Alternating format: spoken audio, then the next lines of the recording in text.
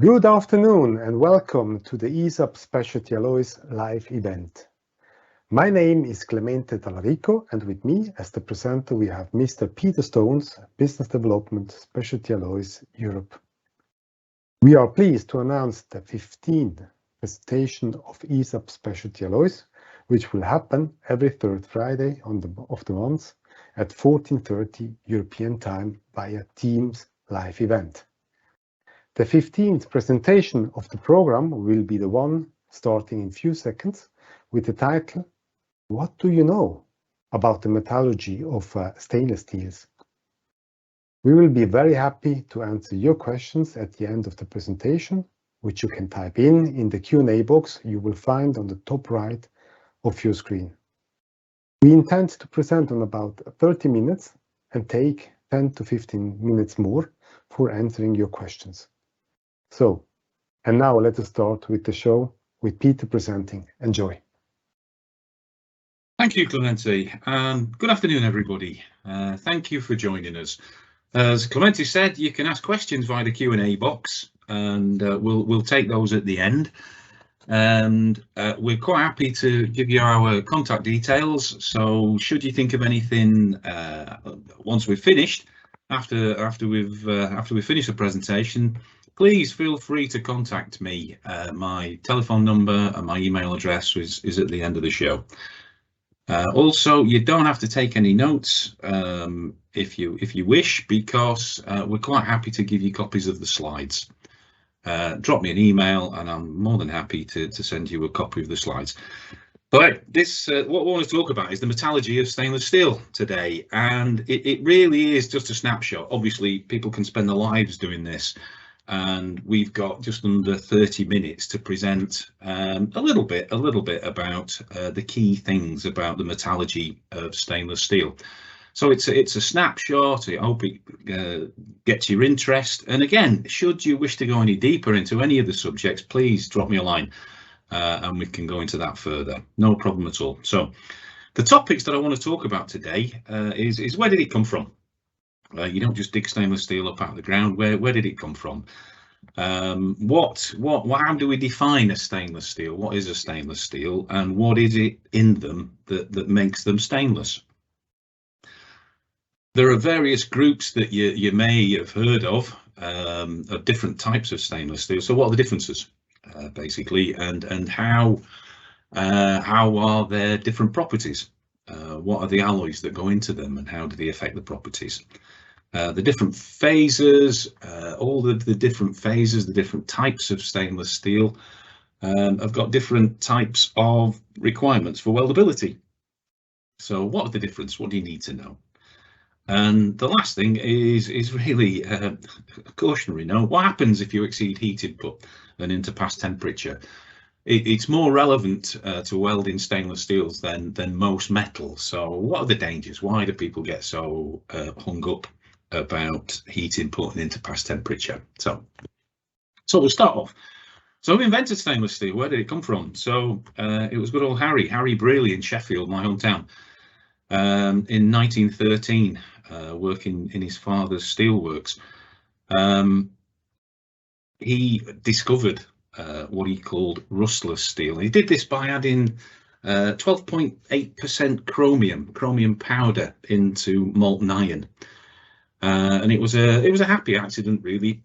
A lot of people at the time were trying to do something similar to create a steel that didn't rust, and I think they'd realised that chromium was the answer, but nobody could actually find a way of getting it into the steel, and Harry was the first guy that did this. And as I say, he called this rustless steel way back in 1913. So what is it? What is it that makes this steel rustless or stainless? Well, it's purely the chromium content, and anything with more than 12% chromium content in the base metal, as soon as it touches air, then it will react with the air, with the oxygen in the air, and form a chromium oxide layer. So this will happen automatically. It's a very, very thin layer. It's microns thick. So this diagram makes it look like it's 3 or 4 millimeters. It really isn't. It's microns thick. It's just an illustration.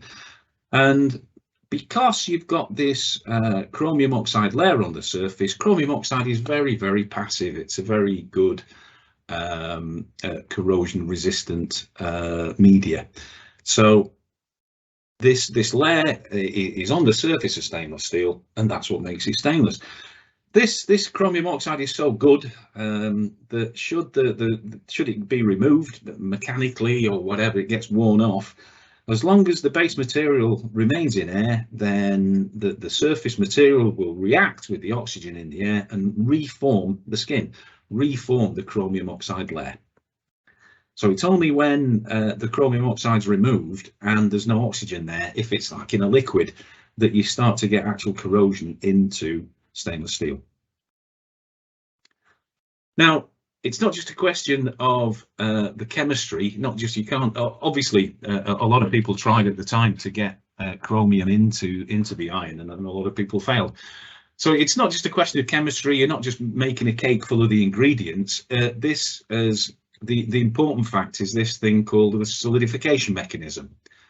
So you have to be aware of the various phases of the component parts of the molten iron that you're making. So if you've got a chromium nickel alloy, then where you have it on in the amount of chromium, the amount of nickel, and the temperature determines where it's going to be in this solidification chart or time temperature transformation diagram.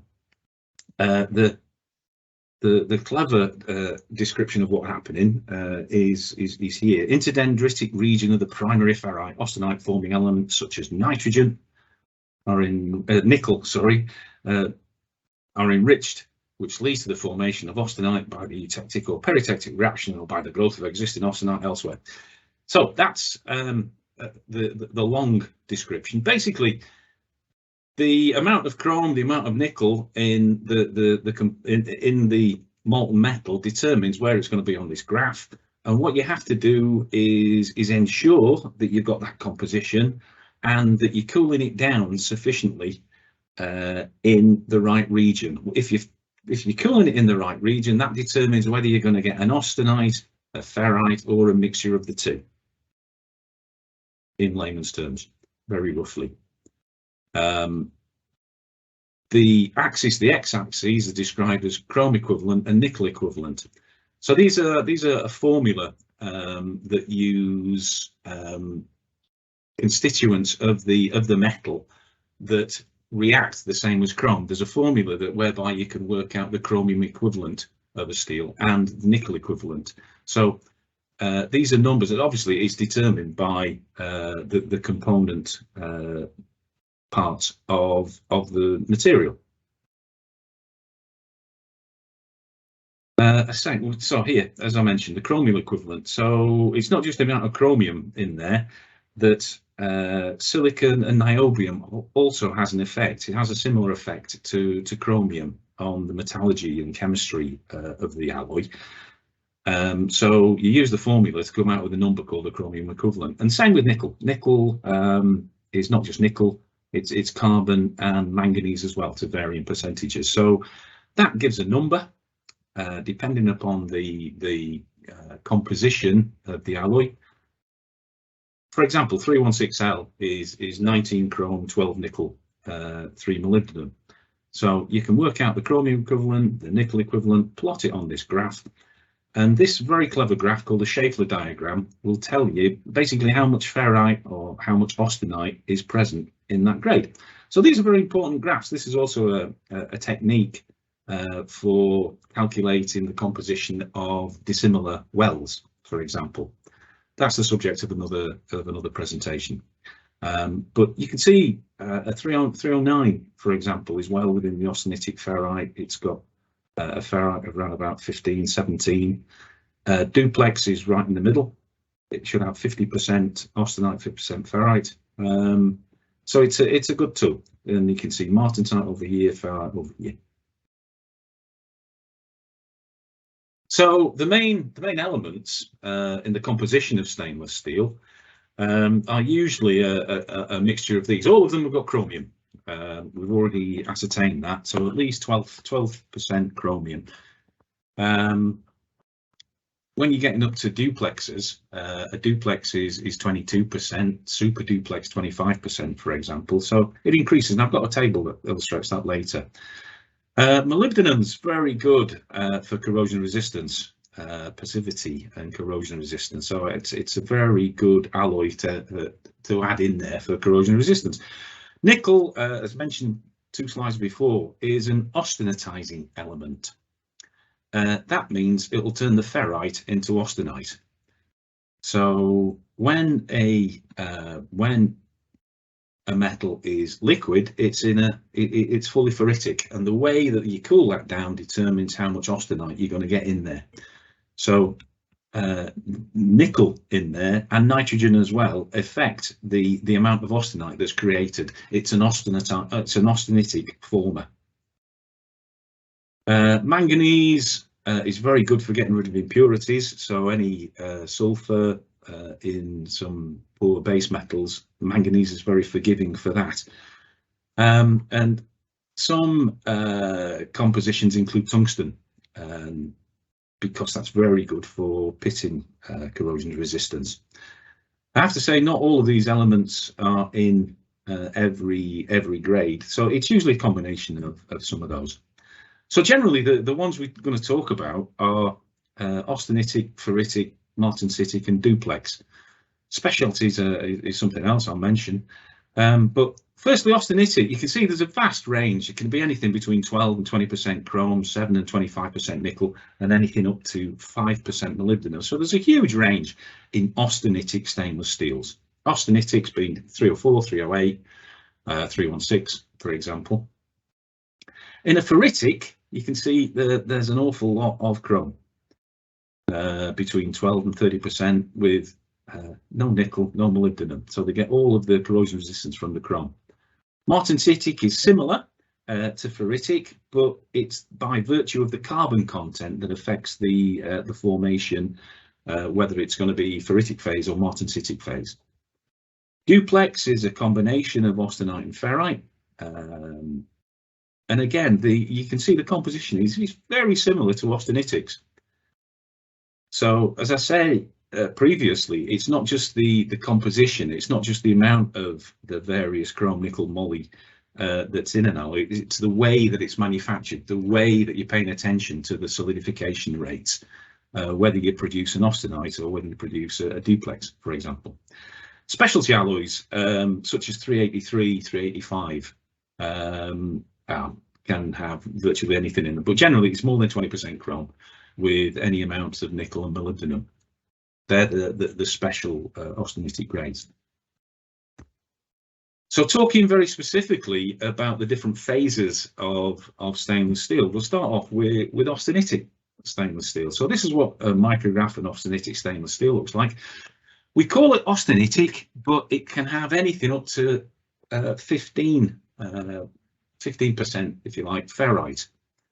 So we do call it austenitic, but it's got ferrite in it. If you look at the micrograph, then the white is austenite and the black lines, the grain boundaries, as it looks there, are the ferrite. And this is what's called at an atomic level. It has a face-centered cubic composition. So you can see there's an atom in the middle of every face, so it's face-centered cubic.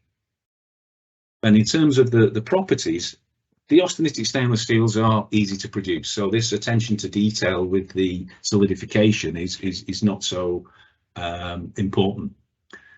They're not magnetic.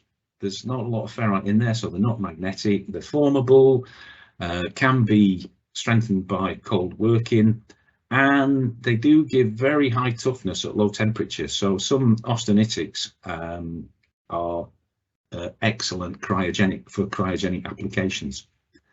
In terms of weldability, even thick sections are very weldable. We would not recommend preheating or post-weld heat treatment. One thing to notice as a difference for someone that's physically welding 300 series Austenitic stainless steels for the first time, is the thermal expansion. So this can catch you out. If the welder's only been used to welding carbon steel, then he goes to weld a 316. The thermal expansion is 50% more. So if you're not careful, if you don't plan the weld procedure, then you can get caught out. You can put too much stress in the joints and get some cracks in there. As with most, if not all, high alloys, we always recommend low heat input and a low interpass temperature. So these are the kind of things that you use on all kinds of oil and gas, desalination, pulp and paper. The pharmaceutical. This is the most common shiny stainless steel that you see in machinery. Moving on to the next one, the ferritics. The atomic level, these have got a body-centered cubic. So whereas the Austenitics have face-centered cubic with an atom in each face, these have just got one in the middle. Okay. The difference with these is that it's 100% ferrite. We call them ferritic, and they are 100% ferrite, meaning there's no austenite in there. So these are the difference with these is that it's in terms of the properties, it's ferrite, it's ferritic, so it's magnetic. Iron is ferrite and iron's magnetic, so it is magnetic. Ferrite does dissolve impurities, so the impurities like phosphorus and sulfur that are present within base metals, for instance, it's very forgiving with that, and it will dissolve those impurities, so it makes it easier to weld. Things to be aware of is that it's very common to transform to sigma phase between 550 and 900. Which is another reason why you have to be careful with the welding and the cooling. Okay, so the ferritics are not as weldable as austenitic, and not in thick sections. So the most common application for these are, I've not actually mentioned it here, but exhausts on diesel engines, petrol engines. They're ferritic, welded with ferritic fillers. For thick sections, you do need a preheat.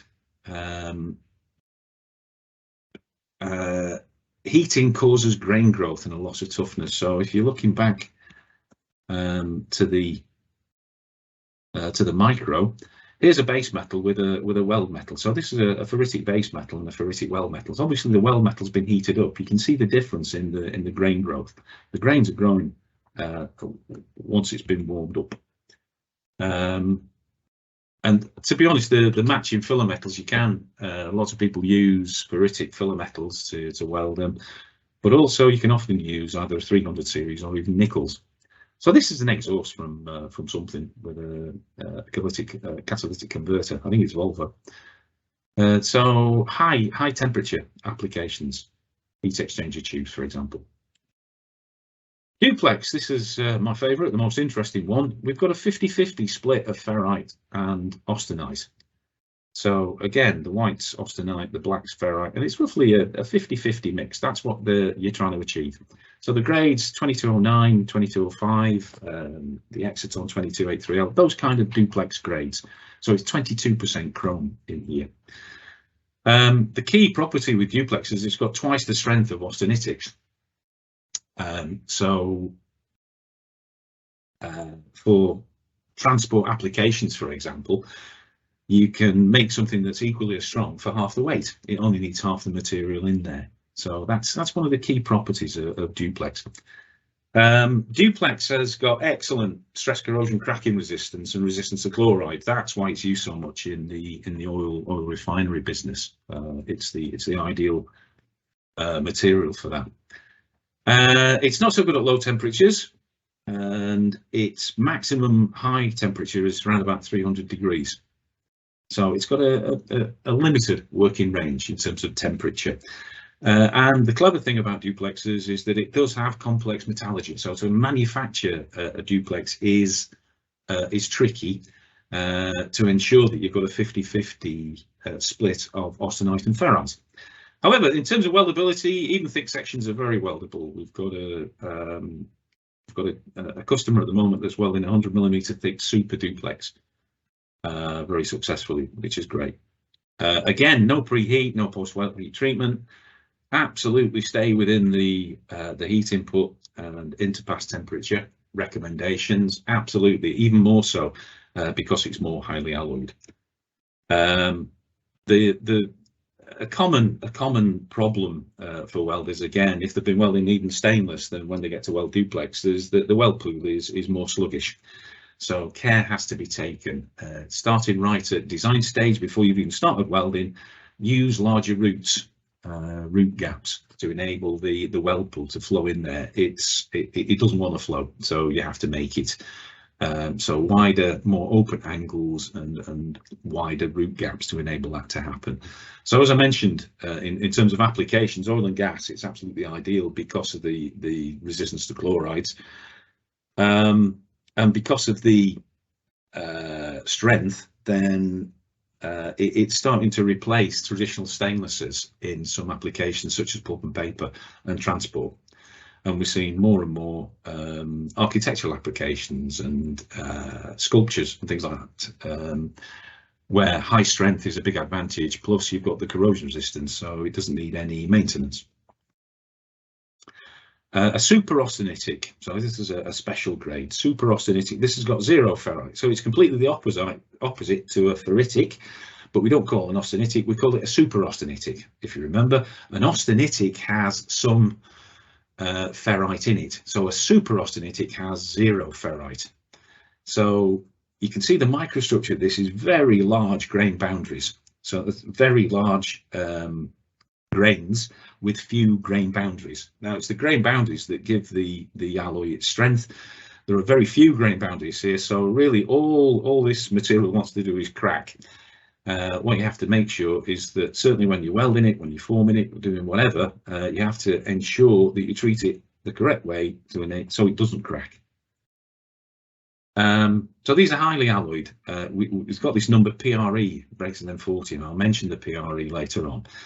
High strength, outstanding corrosion resistance, and formability. So this is why they're used in very corrosive environments. Sour gas service. All different kinds of acids: acetic, phosphoric, sulfuric, vinyl chloride, and ammonia, urea, styrene reactors. So these are the most corrosive atmospheres that we can have, really. So these are the type of grades that you need to operate in those environments. In terms of weldability, it is different. They are more difficult to weld because of the grain size. Again, no preheat, no post-welding treatment, low heat input, interpass temperature, the same with every high alloy material. But there are certain things that you can do, and again, it's the subject of a different webinar. So there are some very useful and quite important tips and tricks to welding these super austenitics. Martensitic.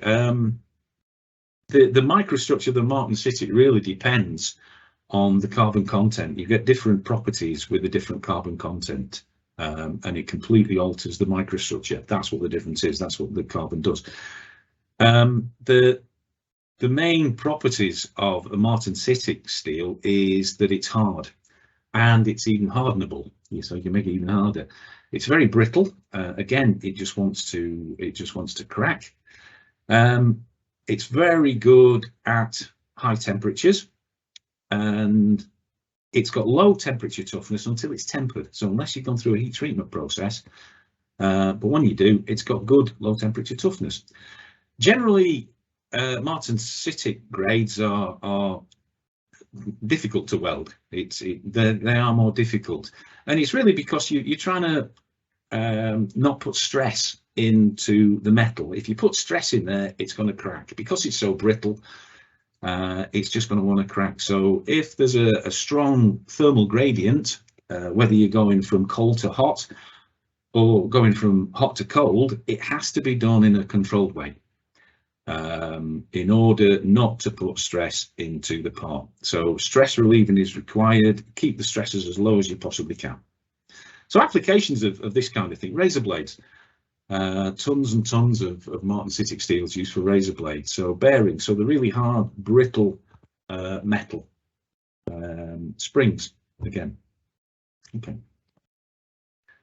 I mentioned briefly the PRE, the pitting resistance equivalent number. So you can't really talk about stainless without talking about this. Now this is just a formula, and it comes out with a number. It's a formula based on the composition of the alloy, just using chromium, molybdenum, and nitrogen. I have to say there are different PRE numbers, all using slightly different chemistries, different formula, but essentially this is the one that we use, and this is the one that Sandvik used in the past. So take the percentage of chrome, add 3.3 times the percentage of molybdenum, and add 16 times the percentage of nitrogen, and you come out with a number. And just as an illustration, a 316L stainless steel's got a PRE of 24, whereas going up the scale, a super duplex stainless steel, which you remember this has got a chromium content of 19%, the super duplex has a chromium content of 25%, but obviously the molybdenum and nitrogen are different. And the difference is the super duplex got a PRE of 42.5. So it's just a scale of how corrosion resistant the alloy is. It gives you a number, and in reality this is what it does. So this is a photograph of test pieces that have been dipped in this 6% ferric chloride at 80 degrees. So this is if you've heard of it, an ASTM G48 corrosion test. So they've all been put into this solution for the same amount of time. And you see the difference is between the 316, which has a PRE of 24. You can see it's very badly corroded on all surfaces, and you've got some very bad pits forming. It's actually eating away at the metal. 904 is a bit better than duplex. At the other end of the scale, the super duplex, which you remember had a PRE of 42, you can see is barely touched. So this is what it is in real life. It's a scale, it's a measure of how corrosion resistant the alloys are. So it's worth noting that if you're purchasing any base material, then obviously the ASME, the AWS specification standards state what the PRE needs to be, but there's a scale. It's between, for super duplex, it's between 39, or it has to be greater than 39. So if you're buying a super duplex at 39, it's not going to be as corrosion resistant as a super duplex at 42. So it's just something to bear in mind. Okay, so that's an illustration of what the PRE means. And the last thing I want to talk about was this heat sensitization. So what happens if you don't follow the recommended heat input, welding amps, feed speeds, welding speeds? What happens if you exceed them? You ignore the interpass temperature, for example. So this is a real life example of a water pipe that was, this was a duplex stainless steel that was TIG welded, carrying water. So this would have been expected to have lasted for years, literally years, but it started to leak after only, I think it was 3 months. Now obviously the weld was tested at the time and it passed, so that was fine. And what happened when the weld was cut out, it was obviously had to be repaired, the weld was cut out and sectioned, it was found that it had basically got too hot. So when the weld was done, they hadn't followed the procedures. They put too much heat in and ignored the interpass temperature. It's very easy to do. If you need to get another pass in before the end of shift, then ignore the interpass and stick another one in. This kind of thing can happen for just a few minutes when the temperature reaches 750 degrees. Because of the amount of chromium in the metal, what happens is that the chromium in the grains, it migrates to the boundaries. So you get a buildup of chrome carbides in the grain boundaries. This means that basically all the chrome is in the boundaries, and it's come from the grains, so the grains are depleted of chromium. If you remember, right at the very start, it's chromium that makes stainless. If there's no chromium there, or it's depleted, if it's below 12%, then it's not corrosion resistant anymore, and it wasn't. And this is what happens. So this is a real life example of sensitization. This it's very easy to do, and I don't think it's common knowledge that it really can happen in a very short space of time at temperatures of 750 degrees. So that's me done. That's my contact details. Please feel free to take a note of my number or my email address if you have any questions, or if you want a copy of the slides, please get in touch. So thank you, Clemente. Thank you, Peter. Well received as well. Thank you all for the participation and the good questions highlighted. Peter, we have several questions which came up, and I will start with the first one, which says, you told us that nitrogen was a good austenizer. Is that why nitrogen is present in the duplex grades? Yeah, good question. Thank you for that. Yes, absolutely. If you look at the composition of the super duplex, particularly duplex and super duplex, then they do have a fair percentage of nitrogen in them. And if you remember, I said that the molten metal starts off as fully ferritic, and you have to convert half of that ferrite into austenite in order to make a duplex grade. If you've got nitrogen in there, then it helps that to happen, and really that's why it's fairly common practice for manufacturers to alloy duplexes and super duplexes with nitrogen. Okay. All right, thank you. The next question is, what is the sigma phase and why it's badly affected stainless steel? Okay, sigma phase happens in one of those transformations. If I can put the TTT diagram back on, it's not the right one for illustrating it, but depending where you are on here, it actually generates sigma phase. So there are you would use a diagram like this to determine where it is, but it's fairly common practice between certain temperature bands. I've got this in another webinar specifically for duplex stainless steels that I could let you have.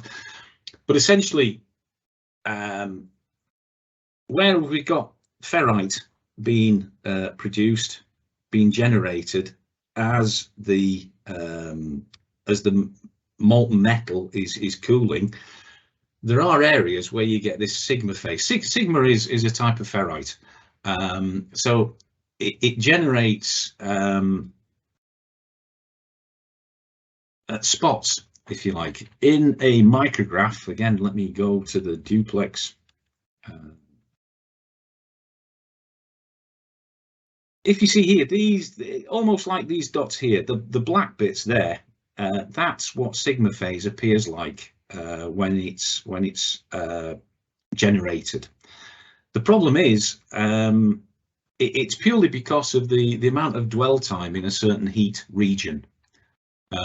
So that's why you have to be careful not putting too much heat in, because it will generate these sigma phases.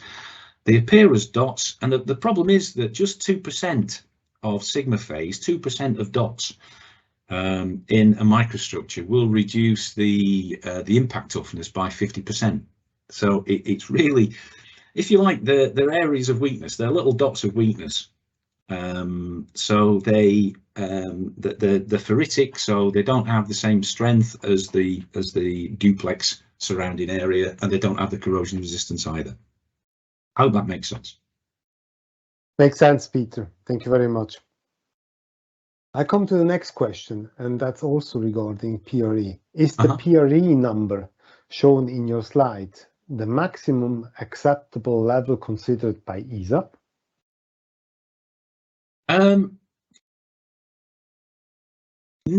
Maximum's a strange way of putting it, really. The standards, as I mentioned, the standards usually require a minimum.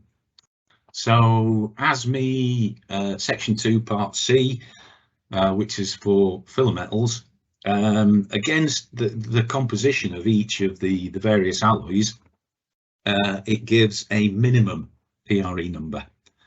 So the minimum for a 316 stainless, again, I'm sorry, I can't remember that one off the top of my head. I believe it's 22, but I illustrate the 24 here because that's what the ESAB grade is.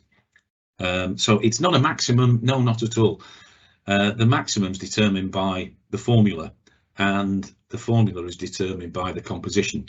So as I said, it is possible to get side by side a 316L stainless steel filler metal that has a PRE of 22 against, you know, the next manufacturer will make one with a PRE of 24, and you can calculate this yourself if it's not already illustrated on your certificate that you get with your filler metal. Then you can actually work it out using this method, and it's possible to see why maybe some manufacturers produce cheaper products.